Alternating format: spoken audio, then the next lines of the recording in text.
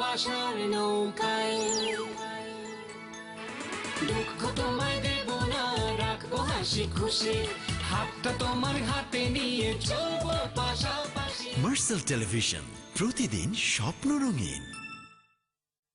আমার চুল হয়ে গেছে নিস্তেজ আর প্রাণহীন, কিন্তু এখন তেল দেবার সময় কোথায়?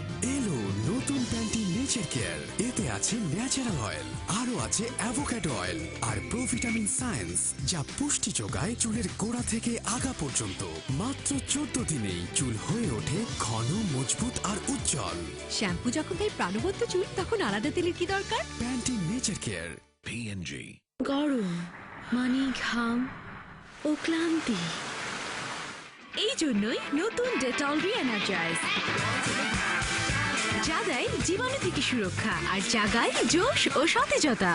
নতুন ডেটল রি-এনার্জাইজ জাগিয়ে তোলে দিনভর চনমনে জোশ। ডেটল।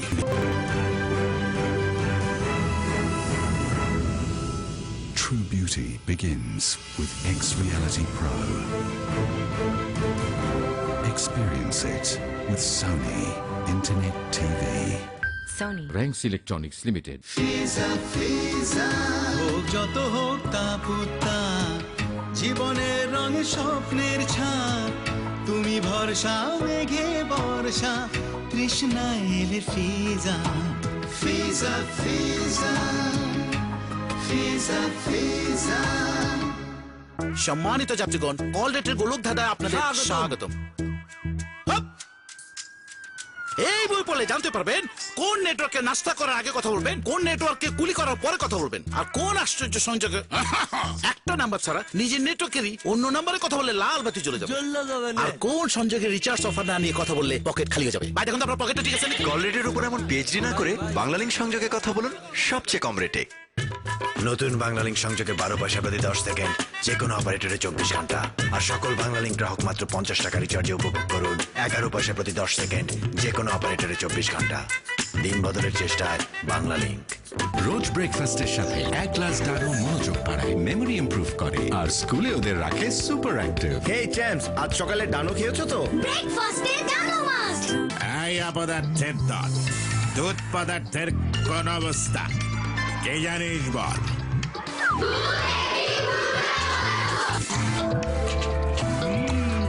কুরকুরে দুধ, দুধের স্বাদে রোমানিয়া লাইট ক্র্যাকার্স, প্যাকেট ভরা কুরকুরে দুধ। সম্মুখে ডাকে বিশাল আকাশ, আমার বাংলাদেশ, আমাদের বাংলাদেশ, আমাদের প্রিয় জান, আমাদের পণ্য, আমাদের রাজ্য। এই আস্থার প্রতি আমরা শ্রদ্ধাশীল, তাই 10টি নির্দিষ্ট পয়েন্টে ISO 7371 স্ট্যান্ডার্ড থার্মোকাপল দ্বারা পরীক্ষা করে তৈরি হয় ওয়ালটন ফ্রিজ। ওয়ালটন, আমাদের পণ্য।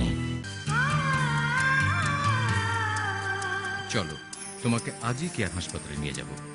যখন সময় থমকে দাঁড়ায়, নিরাশার পাখি দুহাত বাড়ায়, আধারের মাঝে মন আলো খুঁজে, স্বপ্ন উড়ায় পায়, আসে নিয়ে সকাল, কেয়ার হাসপাতাল।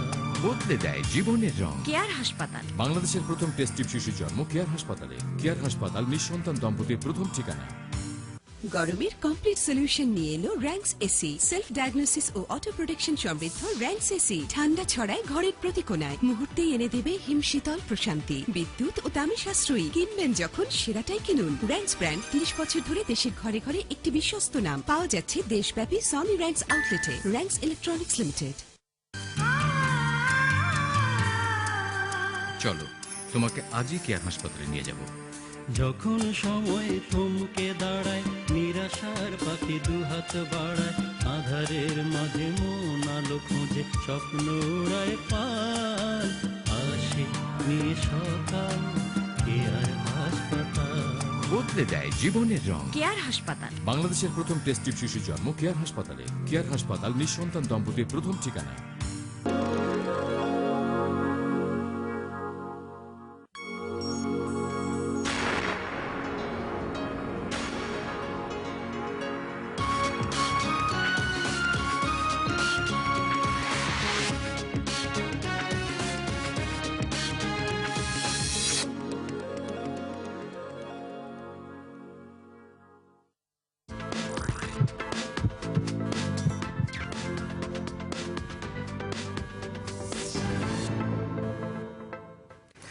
প্রিয় দর্শক, সময় বয়ে চলে তার আপন নিয়মে।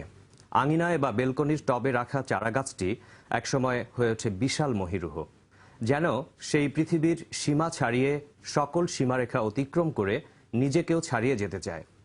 ঠিক এমনই একজন ব্যক্তিত্ব হলেন আমাদের সদ্য প্রয়াত রাষ্ট্রপতি মোহাম্মদ জিল্লুর রহমান।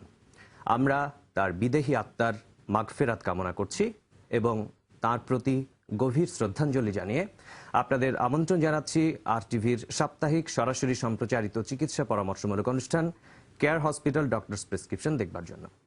প্রিয় দর্শক, সুস্থতা এবং অসুস্থতা আমাদের জীবনের স্বাভাবিক প্রক্রিয়া।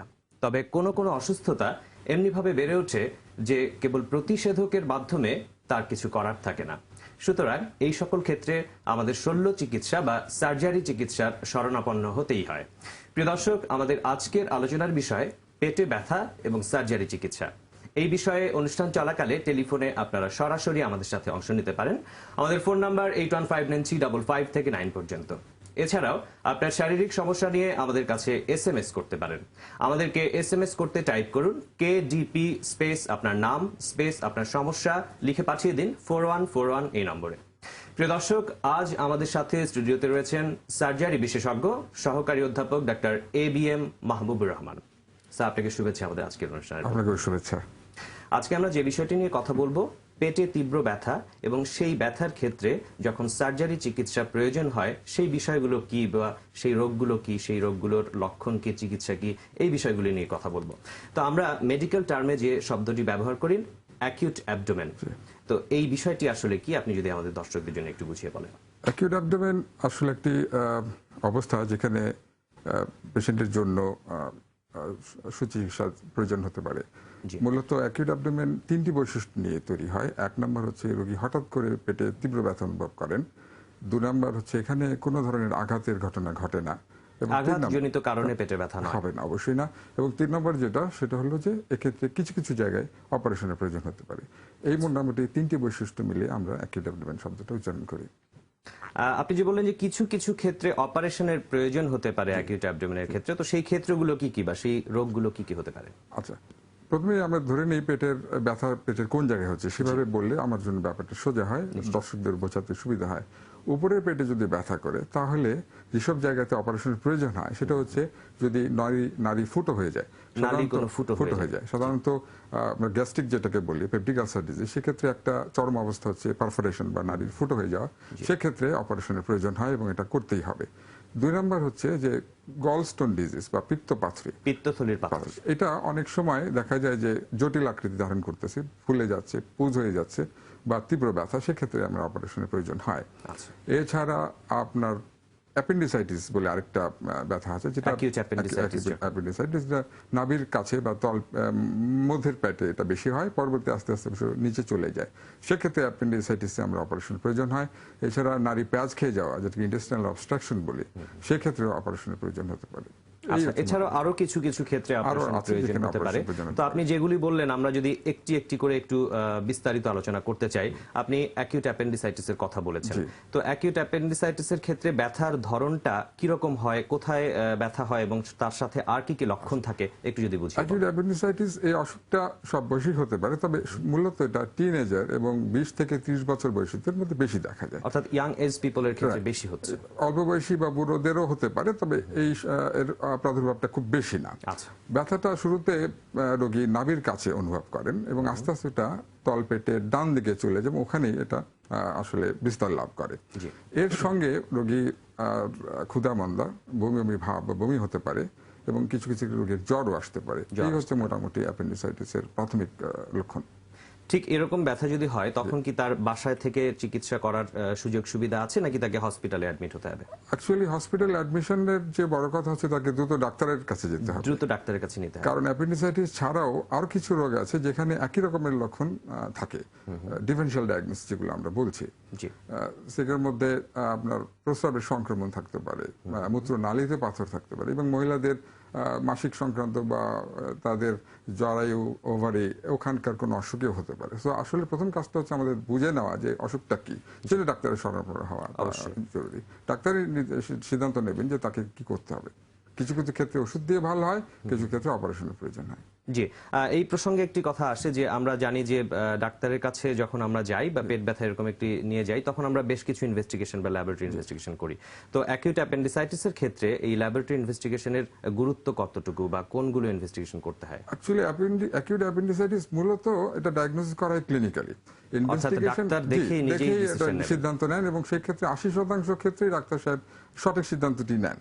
তবে আমরা কিছু পরীক্ষা নিরীক্ষা করি, কারণ আমি একটু আগে বলেছি যে কিছু কিছু অসুখ আছে যেখানে অ্যাপেন্ডিসাইটিসের মতো লক্ষণ প্রকাশ পায়, অন্যান্য রোগের ক্ষেত্রে এই ধরনের লক্ষণ প্রকাশ একই রকমের। সো ওগুলোকে আলাদা করবার জন্য আমাদের সামান্য কিছু পরীক্ষা করতে হয়, করলে আলাদা হয়ে যায় এবং আমরা অ্যাপেন্ডিসাইটিসকে নিশ্চিত করে অপারেশনের জন্য রোগীকে উপদেশ দিতে পারি। জি, যেহেতু অ্যাকিউট অ্যাপেন্ডিসাইটিস বা অ্যাপেন্ডিসাইটিসের ক্ষেত্রে অপারেশন করতে হয়, অ্যাপেন্ডিসেক্টমি করতে হয়, তো এই ক্ষেত্রে আমি জানতে চাইবো যে অপারেশনটা আসলে কখন করা ভালো? অনেক সময় আমরা দেখি যে কেউ বা অনেক রোগী আছেন যারা ব্যথা নিয়ে আসছেন, কনজারভেটিভ ট্রিটমেন্ট যেটাকে আমরা বলি বা ওষুধ দিয়ে চিকিৎসা করে ভালো হয়ে যাচ্ছেন, আবার কিছুদিন পর ব্যথা নিয়ে আসছেন, তো আসলে অপারেশনটা কখন করিয়ে নেওয়া ভালো? আচ্ছা, অ্যাপেন্ডিসাইটিস মূলত দুই রকমের হয়। একটা হচ্ছে অবস্ট্রাকটিভ, মানে এটার মুখটা যদি কোনো কারণে বন্ধ হয়ে যায়, সেই ক্ষেত্রে রোগীর অবস্থা খুব দ্রুত খারাপের দিকে যায়। সেক্ষেত্রে আমরা রোগীকে কখনোই উপদেশ দিই না যে আপনি পরে অপারেশন করেন, এবং অপারেশনটা তৎক্ষণাৎ করে নিতে হয়। আরেকটা হয় অ্যাপেন্ডিক্সের সর্দি, আমরা বলি যে ভিতরে কিছু মিউকাস জমে অ্যাপেন্ডিসাইটিসের মতো প্রকাশ পায়, সেক্ষেত্রে ওষুধ দিলে রোগী ভালো হয়ে যায়। তো সেই ক্ষেত্রে যদি বারবার ব্যথাটা হতে থাকে, রিকারেন্ট অ্যাপেন্ডিসাইটিস, সেক্ষেত্রে আমরা অবশ্যই বলি যে অপারেশন করে নেওয়ার জন্য। জি, আমরা একজন দর্শকের ফোন পেয়েছি, ফোনটা নেব। হ্যালো, আসসালামু আলাইকুম। ওয়ালাইকুম সালাম। দর্শক, আপনার সমস্যাটি বলুন। যে আমার হাজবেন্ডের পেটের ডান সাইডে নাভির থেকে 2 ইঞ্চি উপরে একটা বিচির মতো মনে হচ্ছে, একটু মাঝে মাঝে ব্যথা হয়, তো এটার জন্য আমরা কি করতে পারি? জি, ব্যথাটা কখন হয় বা কতবার আক্রান্ত হয়েছেন উনি? এটা মাসে 2-3 বার হয়। জি, আপনার কিছু জিজ্ঞেস করবার আছে? আপনার স্বামীর বয়সটা একটু বলবেন? 38। ওনার কি ডায়াবেটিস আছে? না, ডায়াবেটিস নেই। আপনার এই চাকাটা কি হাতে আপনি দেখতে পান? হাতে লাগে বাইরে থেকে চামড়ার উপরে? হাতে লাগে, হ্যাঁ। চাপ দিলে ব্যথা হয়। চাপ দিলে ব্যথা। ওনার এমনিতে কোনো বমি বা এই ধরনের কোনো সমস্যা তো নাই? জি না, এই ধরনের কোনো প্রবলেম নেই। জি দর্শক, আপনাকে ধন্যবাদ ফোন করবার জন্য। আমরা উত্তরটি জানানোর চেষ্টা করছি। বলেন স্যার। দেখে মনে হচ্ছে এটা একটা, ওনার কথা যতদূর শুনলাম আমি, এটা প্যারাইটাল লাম্প বা চামড়ার উপরে বা অ্যাবডোমেনের যে বাইরের দিকের যে আস্তরণটা লেয়ার, সেখানের কিছু একটা হওয়ার সম্ভাবনা বেশি। এটা পেটের ভিতরে কিছু না সম্ভবত, এবং সেই ক্ষেত্রে ফিল করছেন। যেহেতু উনি ডাক্তার না, আমি অবশ্য জানি না, যেহেতু আমি ধরে নিচ্ছি উনি ডাক্তার না, সুতরাং পেটের ভিতরের কোনো মাছ যদি হাতে লাগে তাহলে বেশ বড় আকৃতি ধারণ করতে হবে। তো প্যারাটাল যদি কিছু হয়, সেক্ষেত্রে সফট টিস্যু যে সোয়েলিং গুলো বা চাকাগুলো আমাদের খুব কমন আমরা দেখি, তার মধ্যে একটা হবে। ব্যথা হচ্ছে, চাপ দিলে ব্যথা লাগে, এটা নিউরোফাইব্রোমা হতে পারে। এছাড়া সিবাসিয়াস সিস্ট নামে চামড়ার একটা গ্রন্থির সিস্ট তৈরি হয়, সেক্ষেত্রে হতে পারে।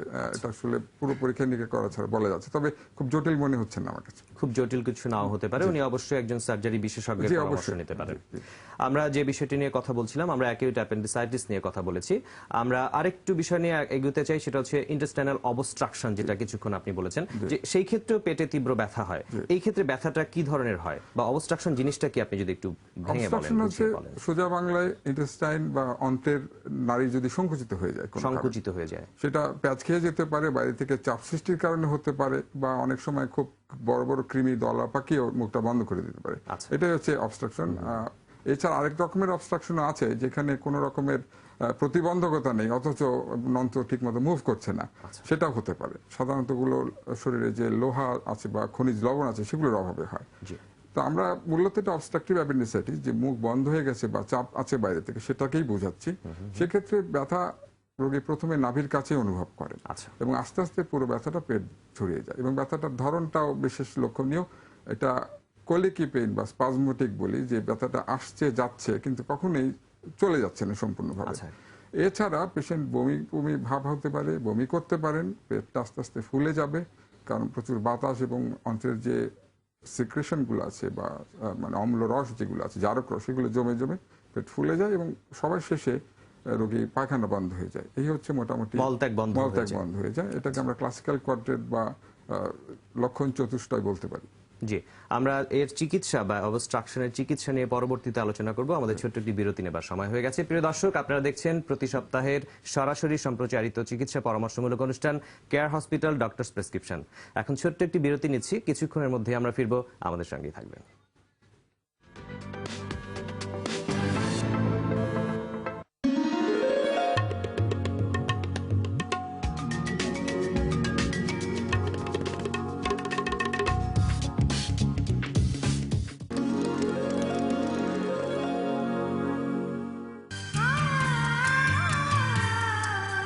চলো তোমাকে আজই কেয়ার হাসপাতালে নিয়ে যাব। যখন সময় থমকে দাঁড়ায়, নিরাশার পাখি দুহাত বাড়ায়, আধারের মাঝে মন আলো খোঁজে, স্বপ্ন উড়ায় পাল, আসে নিয়ে সকাল, কেয়ার হাসপাতাল বদলে দেয় জীবনের রং। কেয়ার হাসপাতাল, বাংলাদেশের প্রথম টেস্ট টিউব শিশুর জন্ম কেয়ার হাসপাতালে। কেয়ার হাসপাতাল নিঃসন্তান দম্পতির প্রথম ঠিকানা। চলো তোমাকে আজই কেয়ার হাসপাতালে নিয়ে যাব। যখন সময় থমকে দাঁড়ায়, নিরাশার পাখি দুহাত বাড়ায়, আধারের মাঝে মন আলো খোঁজে, স্বপ্ন উড়ায় পাল, আসে নিয়ে সকাল, কেয়ার হাসপাতাল বদলে দেয় জীবনের রং। কেয়ার হাসপাতাল, বাংলাদেশের প্রথম টেস্ট টিউব শিশুর জন্ম কেয়ার হাসপাতালে। কেয়ার হাসপাতাল নিঃসন্তান দম্পতির প্রথম ঠিকানা। চলো তোমাকে আজই কেয়ার হাসপাতালে নিয়ে যাব। যখন সময় থমকে দাঁড়ায়, নিরাশার পাখি দুহাত বাড়ায়, আধারের মাঝে মন আলো খোঁজে, স্বপ্ন উড়ায় পাল, আসে নিয়ে সকাল, কেয়ার হাসপাতাল বদলে দেয় জীবনের রং। কেয়ার হাসপাতাল, বাংলাদেশের প্রথম টেস্ট টিউব শিশুর জন্ম কেয়ার হাসপাতালে। কেয়ার হাসপাতাল নিঃসন্তান দম্পতির প্রথম ঠিকানা। চলো তোমাকে আজই কেয়ার হাসপাতালে নিয়ে যাব। যখন সময় থমকে দাঁড়ায়, নিরাশার পাখি দুহাত বাড়ায়, আধারের মাঝে মন আলো খোঁজে, স্বপ্ন উড়ায় পাল, আসে নিয়ে সকাল, কেয়ার হাসপাতাল বদলে দেয় জীবনের রং। কেয়ার হাসপাতাল, বাংলাদেশের প্রথম টেস্ট টিউব শিশুর জন্ম কেয়ার হাসপাতালে। কেয়ার হাসপাতাল নিঃসন্তান দম্পতির প্রথম ঠিকানা।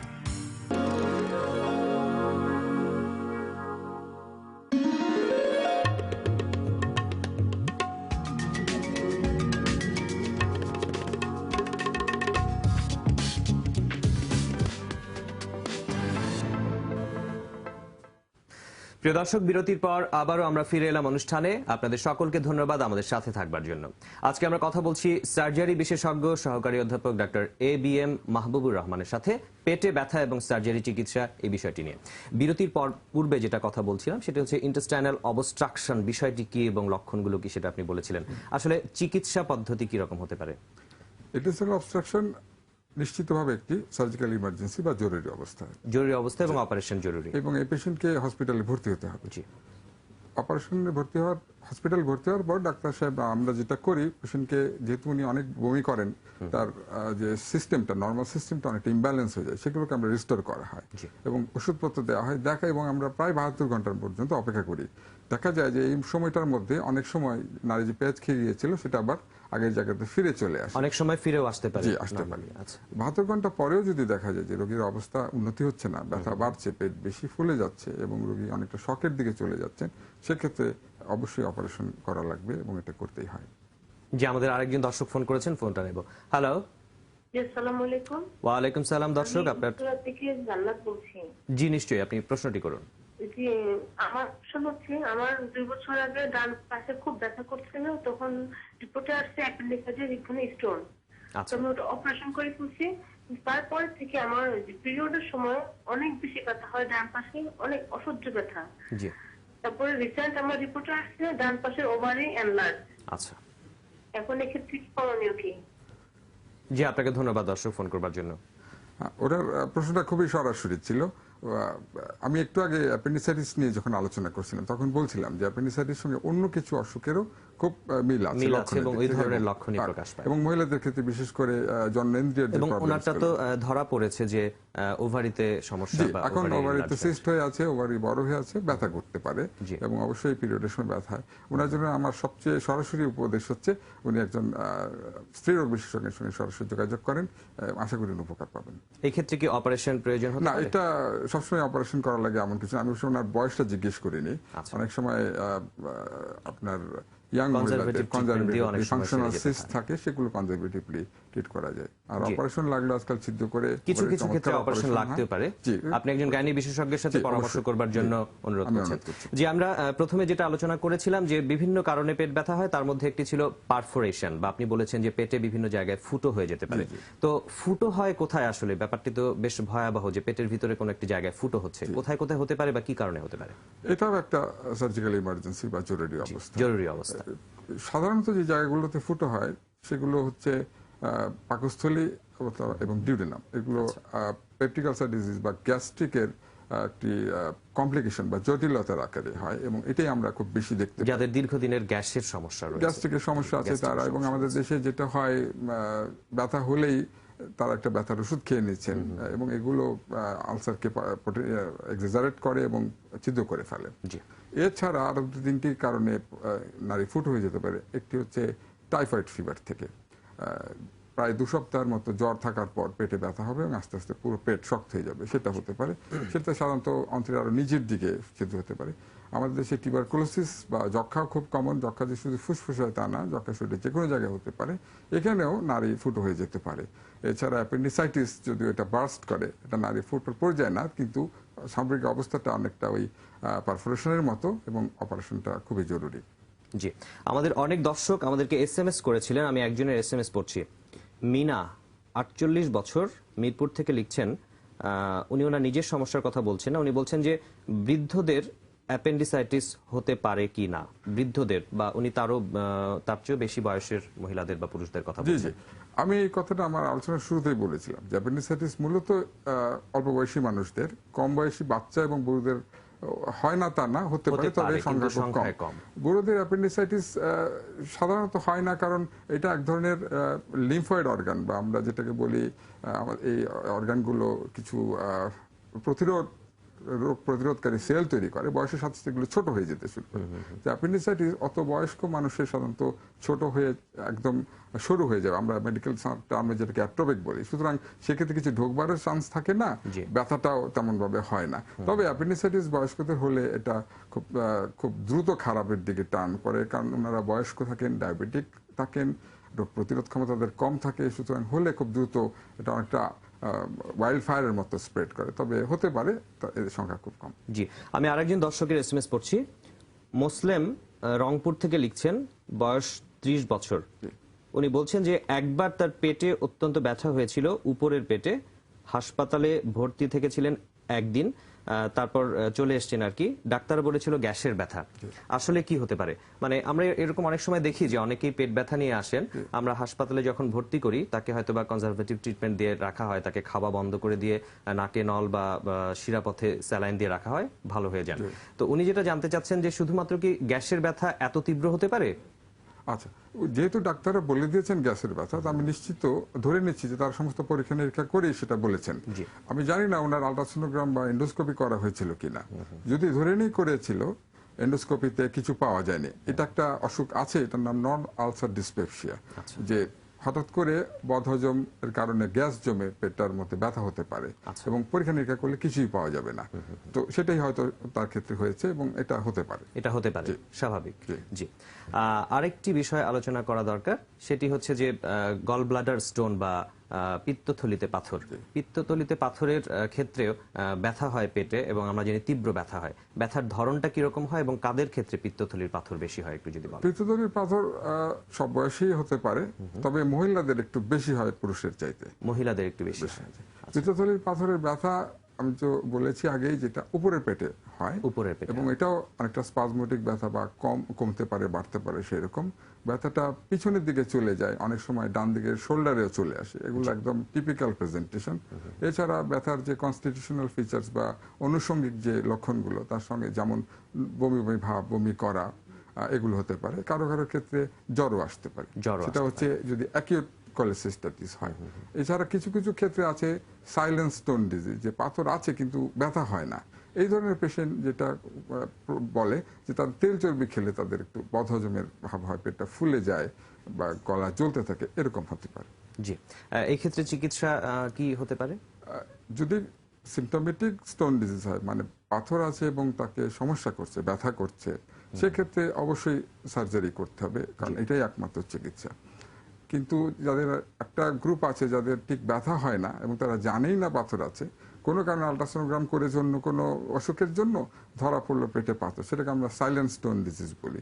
সেক্ষেত্রে সার্জারি করতে হবে এখনই বা খুব জরুরি ভিত্তিতে সেরকম কিছু না। তিনি অপেক্ষা করতে পারেন, বছরে একবার আলট্রাসাউন্ড করে দেখতে পারেন। তবে পাথর থাকলে সমস্যা করতে পারে, সেক্ষেত্রে অপারেশন কোনো এক সময় তার কনভেনিয়েন্ট টাইমে করে নিতে পারেন। আর কোনো কারণে আমরা যে বিষয়গুলি আলোচনা করলাম, আর কোনো কারণে কি পেটে তীব্র ব্যথা হতে পারে? বিশেষ করে বাচ্চাদের ক্ষেত্রে আমরা কিন্তু শুনি অনেক সময় যে বাচ্চারা পেটের ব্যথার কথা বলছে। খুব সংক্ষেপে উত্তর দেবেন স্যার। বাচ্চাদের পেটের ব্যথা মূলত নাভির কাছেই খুব বেশি দেখা যায়। এক তো হতে পারে তাদের খাওয়া দাওয়ার কিছু সমস্যা থাকে, খুব মনিটর করা হয় না যে কি খাচ্ছে, এটা একটা। কৃমি থেকে পেট ব্যথা হতে পারে। এছাড়া বাচ্চাদের আরো কিছু কিছু অসুখ আছে, যেমন একটা খুব কঠিন সার্জিক্যাল অসুখ ইন্টারসাসেপশন, এটা এক ধরনের পেট প্যাচ খেয়ে যাওয়া, সেটা হতে পারে। এগুলো বাচ্চাদের পেট ব্যথার কারণ। আমরা আসলে বাচ্চাদের বিষয়গুলো নিয়ে আজকে অত ডিটেলস আলোচনা করতে পারলাম না, আমাদের সময় শেষ হয়ে গেছে। নিশ্চয়ই অন্য আরেকদিন আমরা আলোচনা করব। আপনাকে অনেক ধন্যবাদ আমাদের আজকের স্টুডিওতে আসবার জন্য। আপনাকে অনেক ধন্যবাদ আমাকে আমন্ত্রণ জানানোর জন্য। ধন্যবাদ। প্রিয় দর্শক, আমরা আমাদের অনুষ্ঠানের শেষ পর্যায়ে চলে এসেছি। আশা করি আমাদের আলোচনা থেকে আপনারা অবশ্যই উপকৃত হয়েছেন। এখন আপনাদের জন্য রয়েছে কেয়ার হসপিটাল হেলথ টিপস। সার্জারির পূর্বে মুখে বা শরীরের কোনো অংশে ময়শ্চারাইজিং ক্রিম বা ভেষজ লোশন ব্যবহার করা ঠিক নয়। সার্জারির আগে এবং পরে অবশ্যই পরিষ্কার ও শুকনো পোশাক পরিধান করতে হবে। এছাড়াও চিকিৎসকের পরামর্শ ব্যতীত সার্জারির পর অন্তত 24 ঘন্টা সার্জারির স্থানে পানি ব্যবহার করা ঠিক নয়। প্রিয় দর্শক, এই ছিল আমাদের আজকের আয়োজনে। এতক্ষণ যারা আমাদের অনুষ্ঠান দেখেছেন তাদের সকলকে ধন্যবাদ জানিয়ে এবং আমাদের প্রয়াত রাষ্ট্রপতি মোহাম্মদ জিল্লুর রহমানের আত্মার প্রতি মাগফিরাত কামনা করে এবং আপনাদের সকলের সুস্থ, সুন্দর, স্বস্তিময় জীবন কামনায় শেষ করছি আমাদের আজকের কেয়ার হসপিটাল ডক্টরস প্রেসক্রিপশন।